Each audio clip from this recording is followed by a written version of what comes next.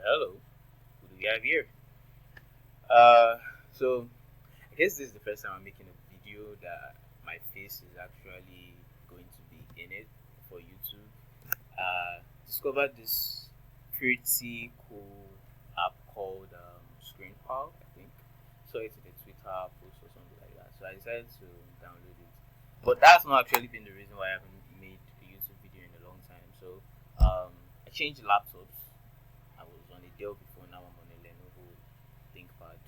I hear they are pretty super rugged and actually very very lightweight. So yeah, I like it. What have I been doing? COS. I built a website that was not just an API, so that's progress. Socratic. Uh, it's basically like the upgraded version of Notebook LM, if I say so myself. But I'm just joking. Basically, what it just does is it takes your PDFs and stuff like that, coupled with your past questions, and then it generates reports and then quizzes for you to take, which is actually a pretty nice way to learn. Hopefully, I should be able to get better funding for it to launch it in a grand scale. But that's not what I am here to talk about. I wanted to make a YouTube video. I didn't actually know what to make the YouTube video, like what topic the YouTube video should focus on. I didn't actually know what to do. Then I remembered that I wrote an article a couple of days on Medium about a risk condition. So um, this video is going to be like explaining, hopefully with the video, and then like showing um, basically what I've been working on, what led to me, talking about race conditioning. Basically this YouTube channel, like the bio says, it's just like me trying to explain how things go on in my head. So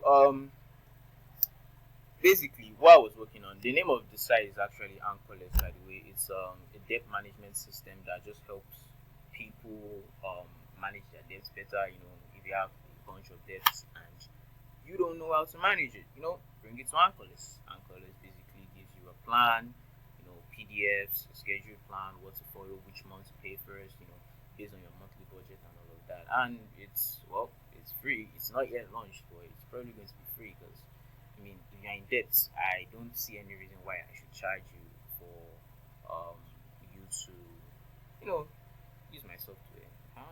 I don't know how I'm going to make money off of it, but I just thought it was going to be something cool to do, and I just picked it up and I started doing it. So, as usual, the backend is in Django, Python, front end Vue. I've been using Vue for I don't know some 3-4 months now, and it's actually a very cool framework. But enough talking. Let's get into the code. So, what led to me discovering race conditioning? So, race conditions, not race conditioning. So, let me start off my view.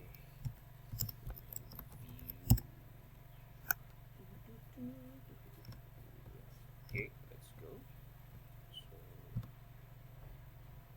basically, this is going to ask me to log in. So, let me just use the account that I've been using. Oh, you guys can see my password. So sorry. Anyways, welcome back. Yeah. So basically, what led to me discovering, not discovering it, but like wanting to implement like a blocker against it was basically, like I said, Anchorless is just here to help you, manage your debt with smart strategies, blah blah blah. Go to the dashboard. So basically, you create a debt, and then you want to add like new debts to like your debt plan, so master plan, blah blah blah. So imagine you send a request here, and then I also use the documentation, the API, and stuff like that. And I also decide to like send the request here at the same time. These are the fields: debt plan, name, principal, balance, interest, minimum payment. Basically depends. If you set it to true, um, you have to set the minimum payment by yourself. But if you set it to false, then the system does it for you. But if your budget monthly is too much, for example, now you have debt of $50,000 and your monthly budget is 700, you would have to buckle up. That's by the way. So basically, imagine you send a request this documentation with this API, and you also send the request at the same time here. Now, the scenario is, I think I have drawers here or something like that. So this is this is going to be fun. This is request A and this is request B. So basically, request A sends a request. Request B also sends a request. So let's say request A is our view. This is hard, and request B is our Django DJ. Just DJ Django, not to waste time, anyways. Django backend, and then when you make a request, so you have like a budget of, let's say, $1,000, because that was the analogy. Because I don't want to stray from the analogy I used in my article. So you have a budget of $1,000, and you already used up to like $900 in your budget. You already used up to $900 in your budget. So basically, what my system does is it checks your budget, and then it tries to calculate basically, okay, what more can you, what more space do you have? So let's say you have a budget of $1,000, like I said, and you already used up $900. What you have left? $100, and then you're sending a request that, okay, add in 60. This request is going in at the same time. They both requested to update the same data in the database. It got this as 900. It got this as 900. 900. This adds its 900 plus 60, that's 960. And it also does the same thing. It thinks that, you're sending two requests at the same time. I'm trying to see how to make this, kind of straightforward. So you're trying to do something. You're trying to increment one thing at the same time with the same data. Basically, it is going to lead to what we call race condition, where 900 plus 60, that's 960. Then 960 plus another 60, that's going to be 1020. And your initial budget was 1000 US dollars. You've gone over this, and that's, you might say, oh, well, that's the user's fault. Let me exit drawing. That's the user's fault, and blah blah blah. But it is also your job as a developer to catch these things and curb it and say, oh wait, you've gone over your limit, you've gone over your budget. So how do we prevent that? I discovered select for update. I don't actually know what it is for other languages, because I'm primarily into Python for backend development anyways. Thinking of going into Rust, but that's very fun that I did.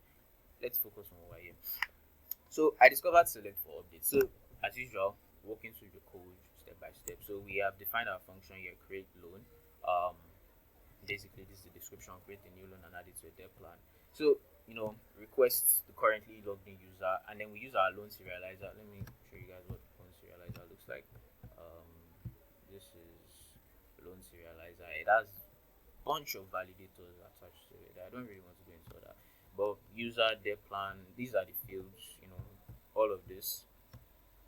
Yeah, so I showed you guys what a request, again, this is what a request, debt plan name, blah blah blah. You might be wondering, oh, you have all these fields, but it's only returning a couple fields. Well, look at what we have here, read only fields. So basically, these fields won't be sent, won't be added to the request body when you're sending a request to the backend. So yeah, serializer data request the data. So we're asking the user, okay, give us the data, let's process it. So firstly, we check if it is not valid. If it is not valid, we return a response, simple response, error, serializer the error, blah blah blah. Else, we extract the validated data from the serializer body. So what do? First things first, we try to check. Not try to check. My bad.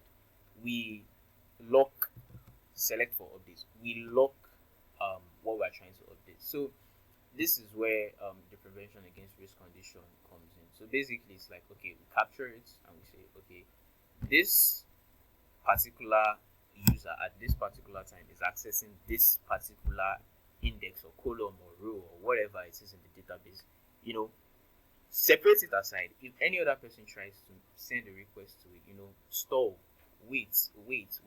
Let this person use it. After they use it, then you can release it to them. So now, because we have that scenario, we go from, okay, sending two $60 requests at the same time. So sending one $60 request, and then after we send one $60 request, so that's going to be not $160 by the way, like the first $60 request. That's what I mean by $160. So it is 900 plus $60. That is 960.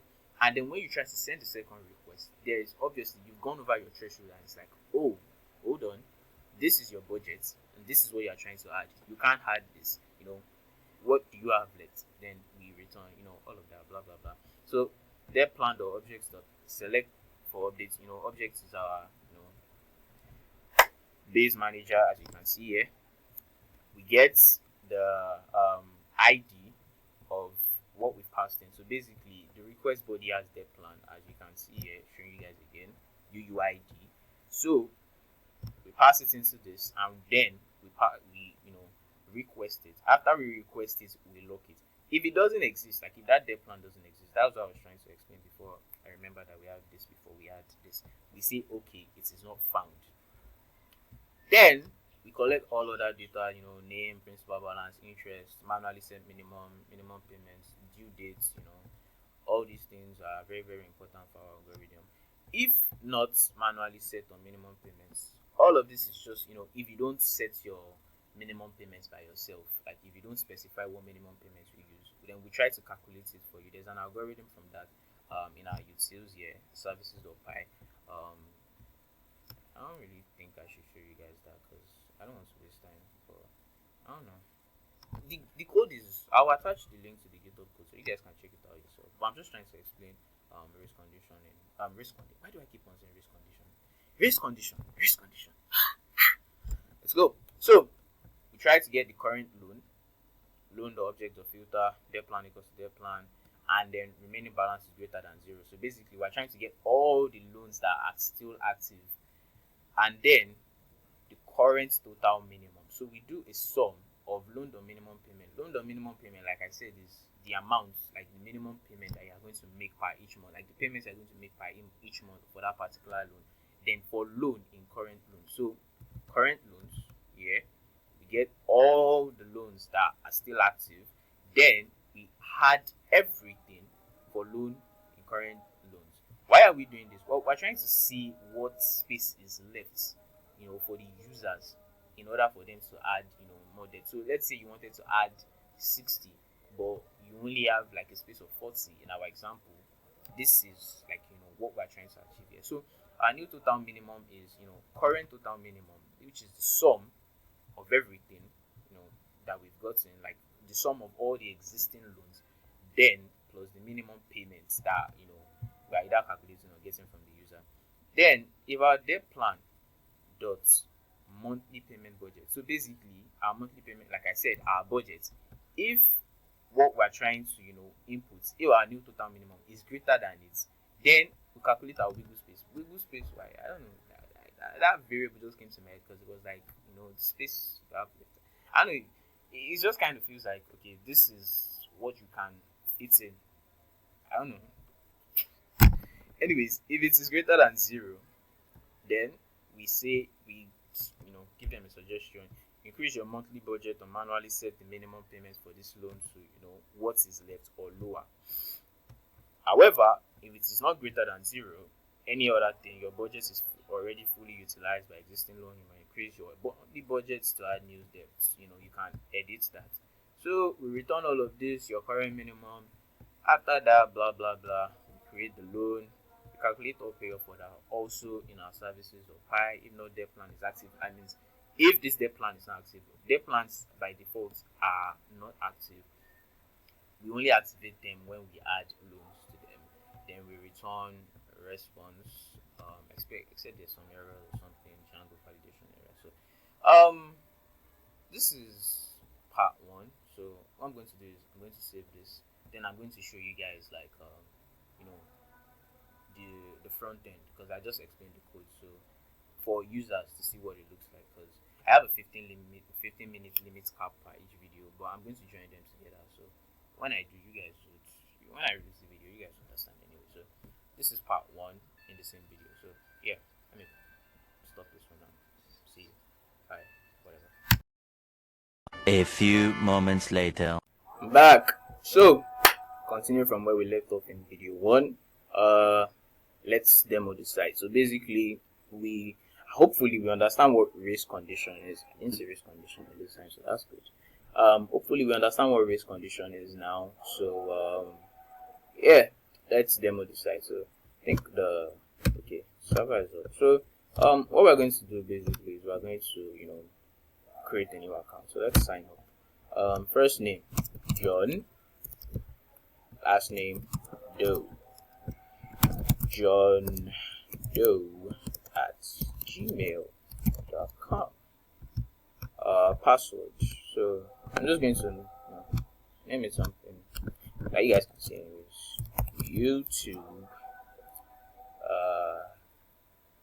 YouTube video. YouTube video 1. No, YouTube video 1. YouTube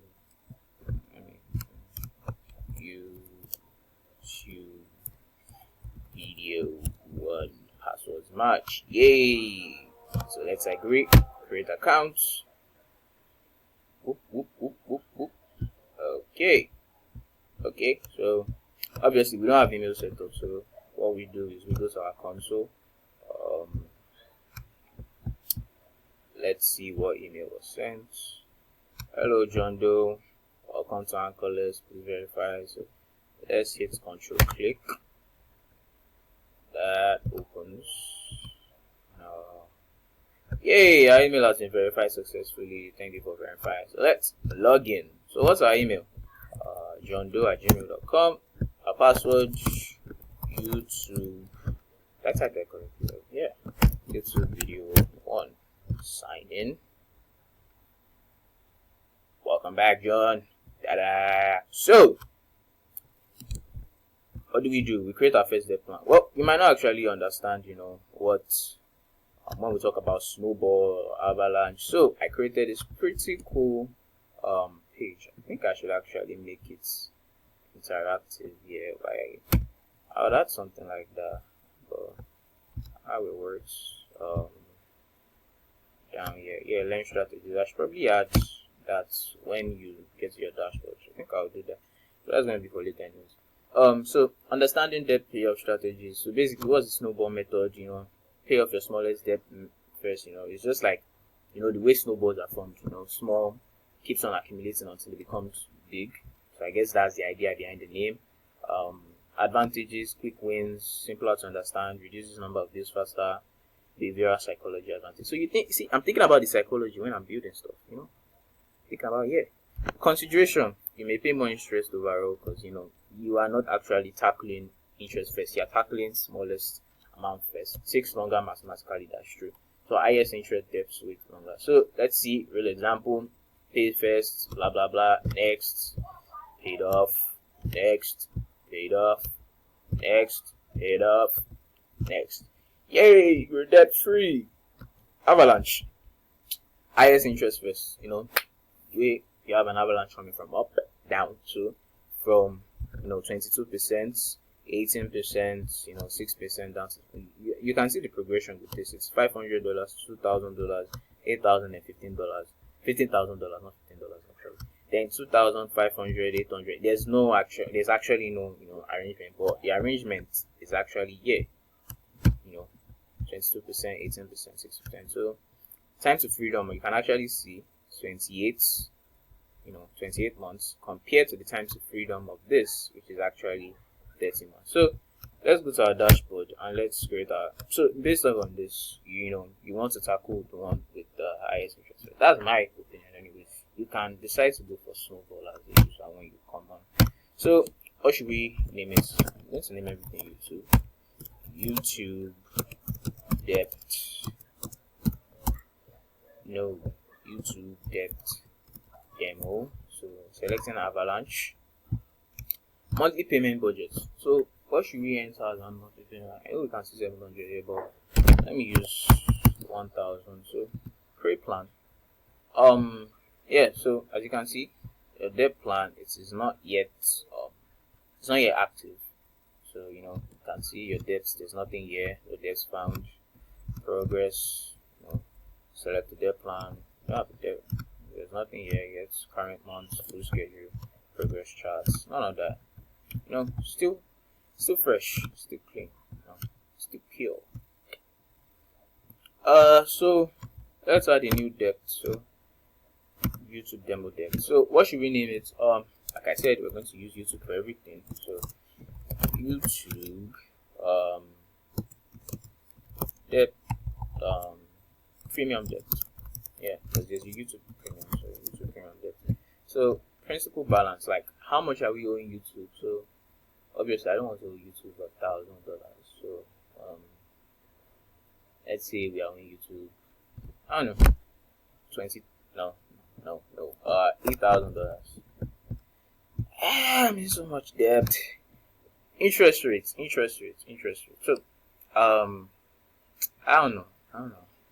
Let me just put start 2% or I don't know, 5% feels good. So what day of the month? 28th, which is the last, because it's actually I limited it to 1 to 28. I feel like you should be prompted to pay your debts earlier. So by 28th, it helps you pay your debts faster. So if you want to set the minimum payment manually, then you can click on this. That's the difference between your front end and your back end. In the back end, everything is returned, manually set minimum payment. But like if you don't click on it, if you don't click on set minimum payments manually, it won't generate it. So add debt. Yep. So as you can see, yay, we are active. Oh man, I'm active. Yeah. So what's our monthly budget? $1,000. What's our total debt? $8,000. Payoff date August of 2026. That seems like far time away, but I'm guessing because of the interest. So my debts, you can see here. We can decide to edit. Decide to view. See more info. Minimum payments. So the minimum payment that was generated by the system for us was $160 per month. So yeah. Then progress. You can see this month's payments. Pretty cool interactive UI. $1,000. Focus loan is YouTube. Principal is 966 plus 67. Blah blah blah. Progress 0%. Months remaining 9%. How do we track progress? There's a payment endpoint. I've actually not integrated that, but when you do, you'll be able to track it. Then if you make more payments, it automatically recalculates it, and then it shortens your payoff date time. If you make less payments, it recalculates it, increases it. All of these things, edge cases, they've all been thought of. So full schedule, you see your full schedule, just 9 months of payments. Progress charts, 0.00% complete. Loan breakdown, financial summary, all of these things. Then you see your timeline. This is actually my favorite part, because it's like, basically, if you don't pay what you're meant to pay completely, then like an hourglass shows up here. If you pay completely, then check, then you know that okay, you've completed one, on to the next, blah blah blah, till you finish paying off your debt. So let's go back, and what I want to do now is just to show you guys basically a response like from the back end, like the race condition. Not the race condition exactly, but like the minimum payments, the wiggle point, because it was like the race condition that led to that, that led to us trying to see, the budget, what we can spend, and what we are trying to, add to it. So let's add new debt plan. YouTube to the same. You can add multiple debt plans, by the way. To you can have multiple loans rather to one debt plan, that is. So car loan. So let's say you bought a car. And your principal balance for the car loan. So I just want to use $50,000. I just want to. $50,000 is a lot of money. Yeah. Interest rate of 2%. So that's about, how much are you going to be paying on top of it? 50,000 divided by 2%. So 2 over 100. 0. That's a lot. That's like $1,000 on top of like every month. So yeah, 28. So add debts. Aha, this is the error. So cannot add this loan. Total minimum payments is 1,160, would exceed your monthly budget of $1,000. Please increase your monthly budget or manually set the minimum payments for this loan to $840 or lower. So do we know where we got this response from? Let me show you guys where we got the response from. Create loan. Yeah, so cannot add this loan. As you can see here, cannot add this loan. Total minimum payments of would exceed your monthly budgets. Suggestion: increase your monthly budget or manually set the minimum payment for this loan to our wiggle space. So our wiggle space, let's reduce, since we can't tell the system to automatically set it for us, to manually set it for us. So instead of doing 840, let's just do 800. Add depth and adding, voila. So our total debt is a grand total of 58,000, and as you can see, our payoff date has increased to 2031. Wow. Let's go to our progress. Current months, this month's payments, you'll be making a total payment of 1,000, principal 883, then the interest. So if you add interest plus your principal payments, then you get your total. The focus loan is obviously YouTube premium debt, but you are also going to be making, this UI isn't perfect yet, so I'll work on it. Payments, 200, interest, this is the focus loan, but this is also, like, you're also going to be paying this loan so at the same time. So the full schedule, you have to see, month one. This is just like what you are going to be paying for every month, but like, timeline, I think timeline breaks it down better. So month one, focus, YouTube, payments, current months. Like, this is the current month, and then you also see that you have 65 months in it. That's a lot. That's a lot. Loan. So this looks better. Yeah, this looks better. So I would actually have to work on that part, but this looks better. So YouTube premium debt, current focus, car loan. So yeah. As you can see, all of this. I feel like this is actually a very good welcome back to YouTube for me. I hope you guys picked up a couple things, 1 or 2, 3 or 4, or so 1,031. Oh my god. But yeah, what I said I was going to work on, the UI for the progress for current month. But apart from that, I think we're slowly getting better. I wanted to make this YouTube video by the way before I resume back to school, because I'll be going back to school very, very soon. So like, I wanted to put out the YouTube video before I go back to school. I hope you guys enjoyed my ranting. I hope you guys learned something. My name is Ayo. So you guys finally got to see my face on this YouTube channel. Whew. Yeah, I'm a City fan, by the way. Blues for life. Even though we've been, not so good past couple of days, but bad games happen. So see you guys in the next YouTube video. Hopefully it is this year, not next year. Hopefully. Let's see how the 400 level goes for me. So yeah. Cheers. Peace out. Cross. Igayo. And just doing whatever. Bye.